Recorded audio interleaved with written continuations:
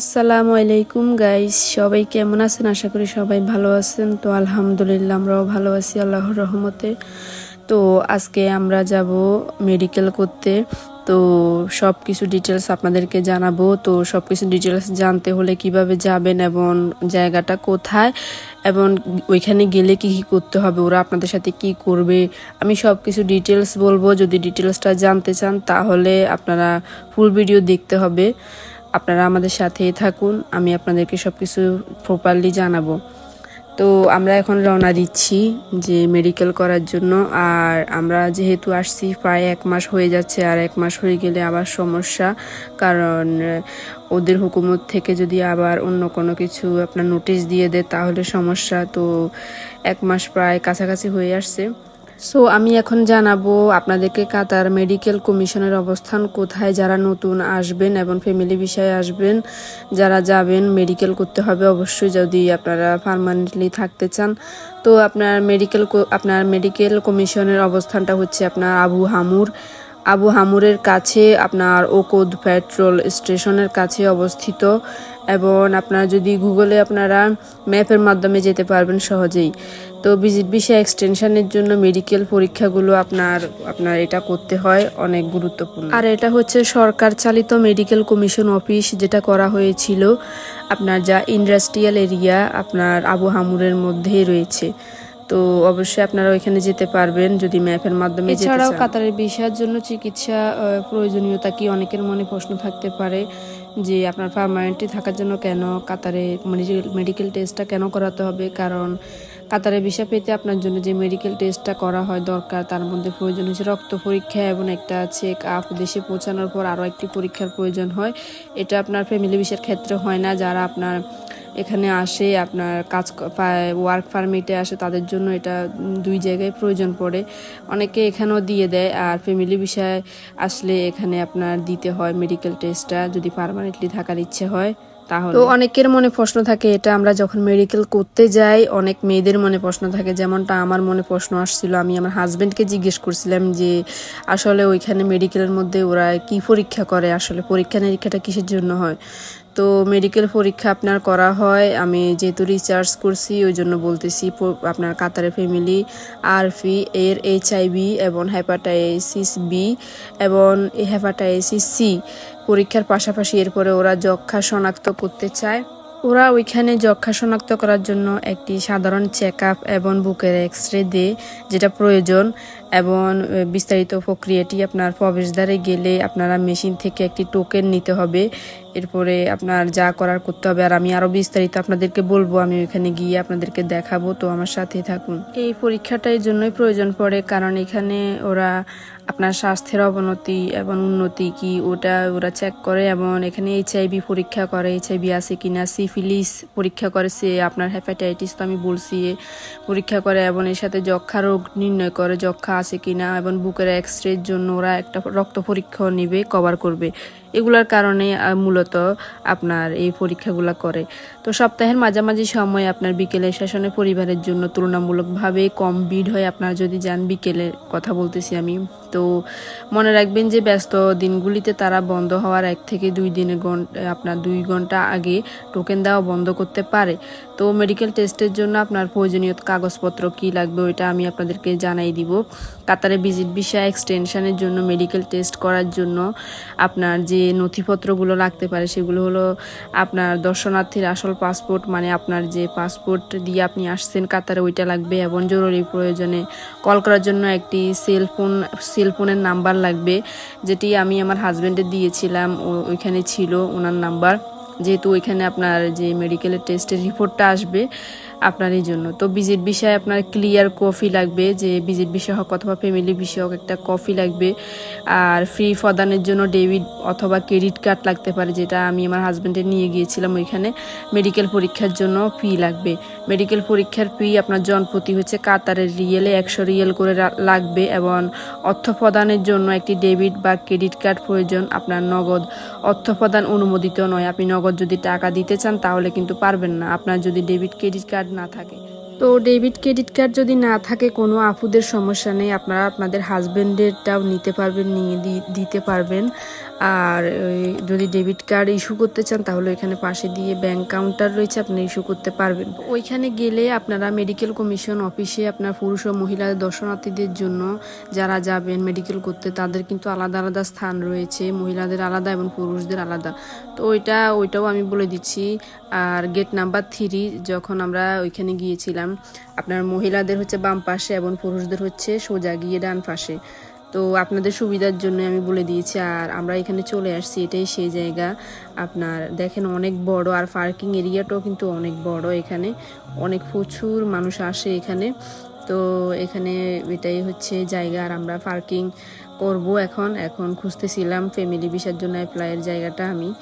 তো আমরা খুঁজতে খুঁজতে একবার আমরা যে সিকিউরিটি গার্ডকে জিজ্ঞেস করছিলাম যে কোন জায়গায়, তো উনি আমাদেরকে বলে দিয়েছিল যে অপোজিটে রয়েছে ফ্যামিলি ভিসার। তো এখানে এক এক স্থানের আপনার এক এক জায়গার এক এক দেশের লোকেদের মেডিকেল টেস্ট করা হয়, আর ফ্যামিলির জন্য সবসময় আলাদা থাকে, কারণ ফ্যামিলিদের প্রায়োরিটি থাকে সবথেকে বেশি। ওইখানে গেলে আপনাদেরকে একটা জিনিস মেনটেন করতে হবে, সেটা হলো মহিলা দর্শনার্থীদের জন্য যারা যাবেন তাদের পোশাক কোড এবং মহিলাদের গোড়ালি দৈর্ঘ্যের পোশাক বা প্যান্ট পরতে হবে। আবার যারা আপনি বোরকা পরেন তারা বোরকা পরবেন, কিন্তু এখানে শরীর দেখানোটা অ্যালাউ করে না, যেহেতু এটা আরবিক কান্ট্রির জন্য। তো হাঁটু স্তরের নিচে পোশাকের অনুমতি নেই এখানে বলা যেতে পারে। আর পুরুষদের মহিলা দর্শনার্থীদের সাথে যেতে দেওয়া হয় না। এটা যদি আপনার হাজব্যান্ড হয়, হাজব্যান্ডকেও যেতে দিবে না ওরা, এমনকি তারা আত্মীয় হলেও যেতে দিবে না যদি পুরুষ হয়।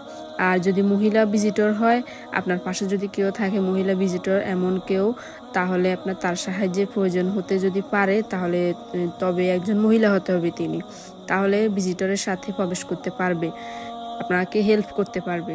আমরা এখানে চলে আসছি। তো ওয়ারিশার আব্বু এখন আমার জন্য ওয়েট করবে, আমি ভিতরে প্রবেশ করব। তো আরেকটা জিনিস জানিয়ে দিই, যেটা হচ্ছে আপনার মেডিকেলটা বৃহস্পতিবার থেকে রবিবার পর্যন্ত খোলা থাকে 7টা থেকে 12টা পর্যন্ত, এবং দুপুর 2টা থেকে আপনার 7টা পর্যন্ত খোলা থাকে সন্ধ্যা।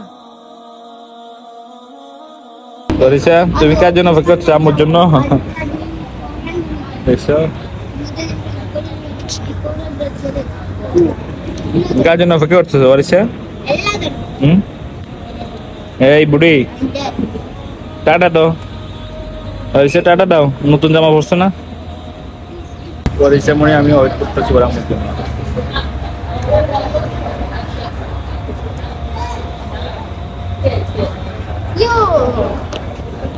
তোমার আম্মুকে দেশে ফাড়াই দিছি। সত্যি? তোমার আম্মুকে এখান থেকে গেটে ঢুকে দিছি, এয়ারপোর্টে চলে যাবো, বুঝছো? তোমার পাসপোর্ট রাখি দিছি না বাবা, দেখো না পাসপোর্ট রাখি দিছি, তুমি বাবার সাথে থাকবা, তোমার আমরা ফাড়াই দিছি দেশে। দেখো এটা তোমার পাসপোর্ট, দেখো তুমি খুলি দেখো, তোমার ছবি আছে দেখবা, ফটো পিসটা খুলো দেখো, দেখছো এটা তোমার ছবি, দেখছো? তোমার মোড়ে ফাটাই দিছি। ওকে তুমি কান্না করে বাবা লাগা থাকিও, কান্না করবা? তোমার হাতে কেটে ভাত খাওয়া আমি নিজে না খাইলে না খাইতেন না, তুমিও খাইতে না খাইতেন না। তো আম্মু ভাত খাওয়া দিলে খাইবা? বাবার হাতে দিলে খাওয়াইতে না, খাইতে না? বাবা ভালোভাবে খাওয়াই দেবো তোমাকে। তো আম্মু চলে যাও, আমি আর তুমি খালি। বাবা গেম ডাউনলোড করে নিমু, তোমাকে বাবা মোবাইল এটা দিয়ে দিমু, এটা দিয়ে দিমু।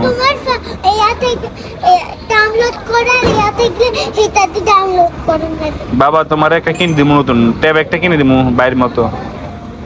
তুমি কান্না করি না, জগ তো নাম্বার চলে যাও। কি হয়েছে? ও তোমার আমার চলে গেলে তুমি পালা দিবা, খুলে যাবো, গাড়ি খুলে যাবো। তুমি কান্না করো তারা মোল্লাই। ও আরে ওয়ারিসা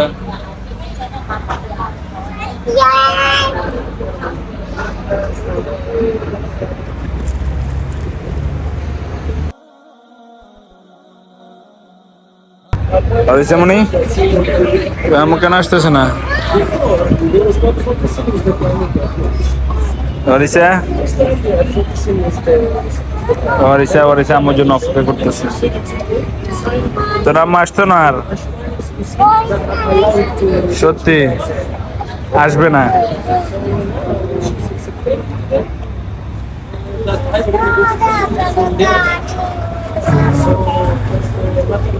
আমার জন্য অপেক্ষা করতেছে দেখুন।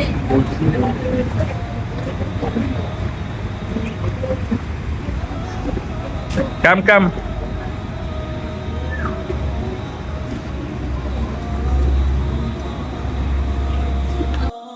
তো গাইস এখান দিয়ে বাবার মেয়ে আমি না থাকায় কত ইতিহাস করে ফেললো শুনলেনি আপনারা। তো আচ্ছা যাই হোক, তো এখানে ভিতরে প্রবেশ করার পর পরই আপনার যে আপনারা স্ট্রেট যাবেন একদম সোজা, ওইখানে গেলে আপনাদের ডেবিট ক্রেডিট কার্ড ওরা চাইবে। তো টাকাটা দিয়ে এরপরে আপনাকে জাস্ট দেখেন কি করতে দিয়েছে আমাকে, এক্স রে করতে যখন গিয়েছিলাম। ওয়ারিসা সে হাই।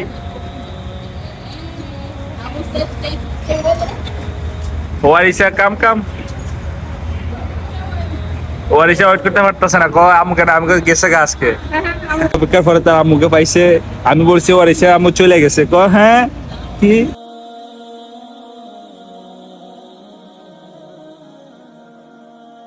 অবশেষে ওয়ারিসা আম্মুকে ফিরে পাইছে।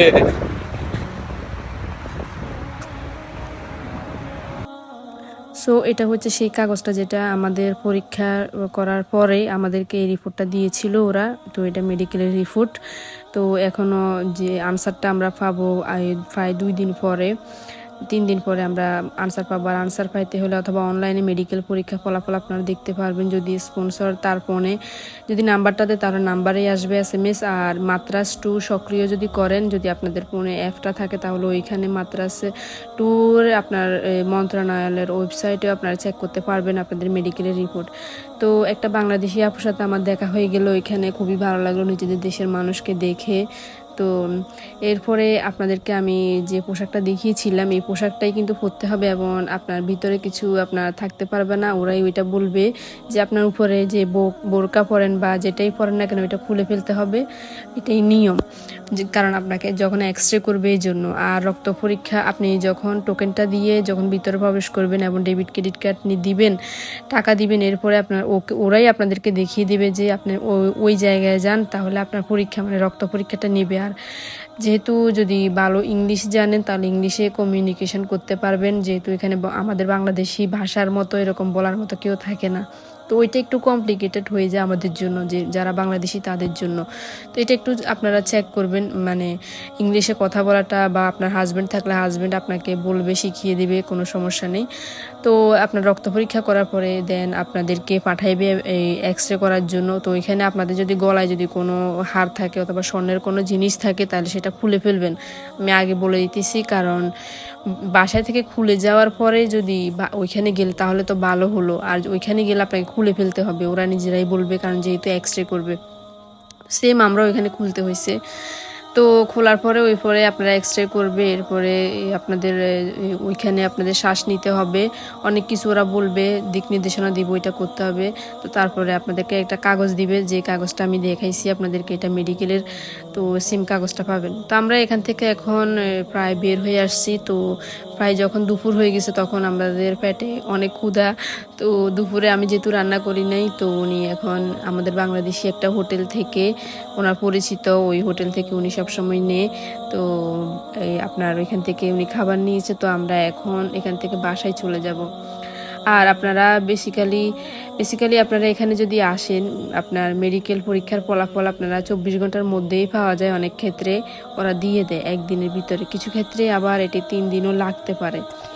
তো এরপরে পরিবারের জন্য যদি মেডিকেল কমিশনের আপনার সময়ের কথা আমি বলি, তাহলে ওইটি আমি বলেছি আপনাদেরকে যে আপনার বৃহস্পতিবার সকাল 7টা থেকে 12টা পর্যন্ত, আপনার যে দুপুর 2টা থেকে 7টা পর্যন্ত খোলা থাকে।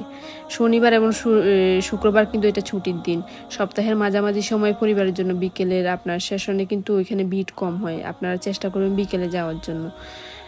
তো এখানে আপনার টোকেন কিন্তু বন্ধ হয়ে গেলে দেওয়া, তাহলে কিন্তু সমস্যা। আর তাই আপনারা চেষ্টা করবেন একটু আগে করে যাওয়ার জন্য। তো এখানে কোনো ঝামেলা এনে হয়তো বা মনে হতে পারে যে প্রথম যারা যাবে যে কিভাবে কথা বলবো, কিভাবে কমিউনিকেশন করব, দেখবেন ওখানে গেলে সব কিছু ইজি মনে হবে, এত ঝামেলা নেই, ওরাই আপনাদেরকে সব কিছু দেখিয়ে দিবে। তো এইটাই। আর আমাদের যেহেতু আমরা ব্লগ শেষ হয়ে আসছে, আমরা বাসায়, এটা আমাদের অ্যাপার্টমেন্ট, আমরা এখন অ্যাপার্টমেন্টের ভিতরে প্রবেশ করতেছি। আমরা এখানেই থাকি আর আমি থাকি আইন খালেদের ভিতরে। তো আমরা এখন এখানে বাসায় চলে আসছি। তো আজকের ব্লগটা এই পর্যন্ত। যদি কোনো আপু উপকৃত হন তাহলে কমেন্ট বক্সে জানাবেন। তো সবাই ভালো থাকবেন, আমাদের জন্য দোয়া করবেন, আমাদের নেক্সট ব্লগের জন্য অপেক্ষা করবেন। আমি আপনাদের কিভাবে হেল্প করতে পারি জানাবেন। তো আল্লাহ হাফেজ।